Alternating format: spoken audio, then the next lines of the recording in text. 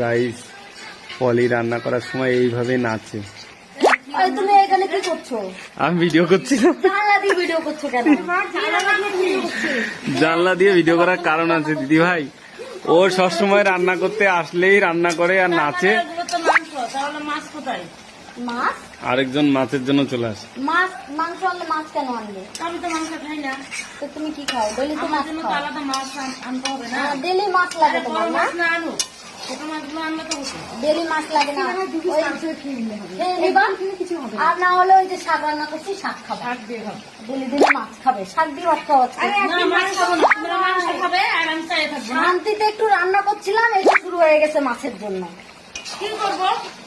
Guys আমি ভিডিওটা বানাচ্ছিলাম অন্য পয়েন্টে, এরা নিয়ে গেল অন্য পয়েন্টে। কালকে মাছ এনে খাওয়াবো বাবা, তোকে খাওয়াবো। ভিডিওটা চুপি চুপি করছিলাম জানালা দিয়ে তোমার ডান্স করার জন্য। তোমরা এসে ওর ডান্সটাকে থাকে কখন ভিডিও করে নিবে আমাকে। তোমরা সবাই এসে ওর ডান্সটাকে ডিস্টার্ব করে দিলে। আমি গাইজদের দেখাচ্ছিলাম। এগুলা কি? আমি এগুলা নিয়ে যাই। থাক। পাগল, এগুলো মাংসের মধ্যে দিবে।